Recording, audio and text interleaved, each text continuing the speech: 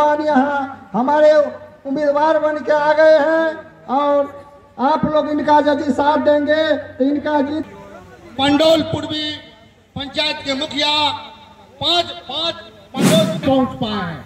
अगर हमने टारगेट लिया था कि हम विधायक बनेंगे तो आपके आशीर्वाद से तो 100 किलोमीटर नई सड़क बनाएंगे, 100 किलोमीटर पुरानी सड़कें बनाएंगे, 100 करोड़ पीडब्ल्यूडी से हर एक डिपार्टमेंट से 100 करोड़ का दावा था, हमने लाया। और जो लाने के क्रम में जो आज जो अधूरा है उसे पूरा करने के लिए जनाब अली अशरफ फातमी जी का आना बहुत आवश्यक है। और जब आप इस सोच के साथ चलेंगे तो मधुबनी का विकास होगा, जिले का विकास होगा, तभी बिहार का विकास होगा, और बिहार का विकास होगा तभी देश का विकास होगा।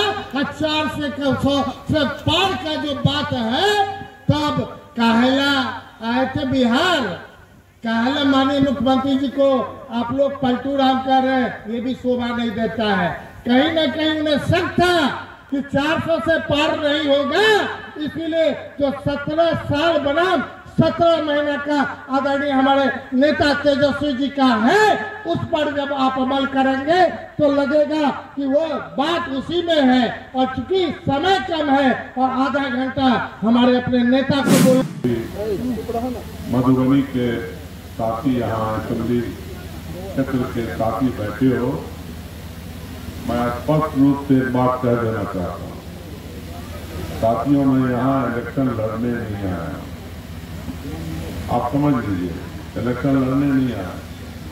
स्पष्ट यहाँ हम इलेक्शन जीतने आए हैं। इसका दिन बहुत दिन हो गया, मधुबनी में कभी लालटेन नहीं जला, मैं लालटेन जलाने भी आया हूं। इसलिए साथियों, ये जो मिला है आपको गमछा, गले में लगाओ या मुरेटा बांध लो मेरे खिलाफ, और इलेक्शन तक बांधे रखो।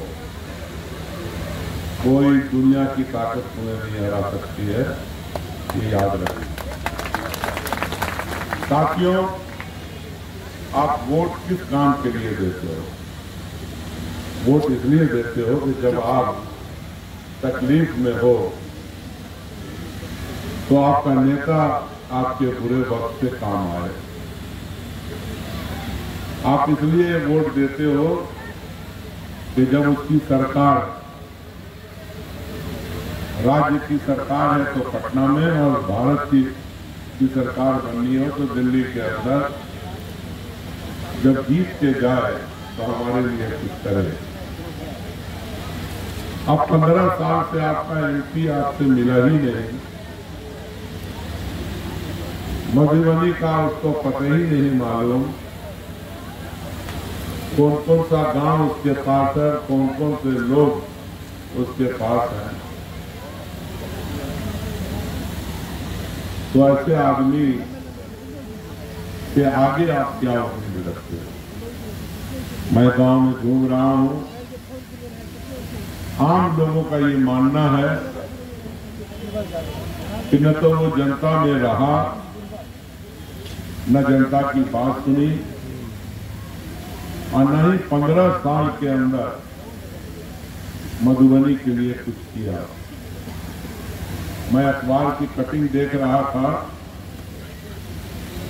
जो आदमी ऐच्छिक कोष का पैसा नहीं बांट सके,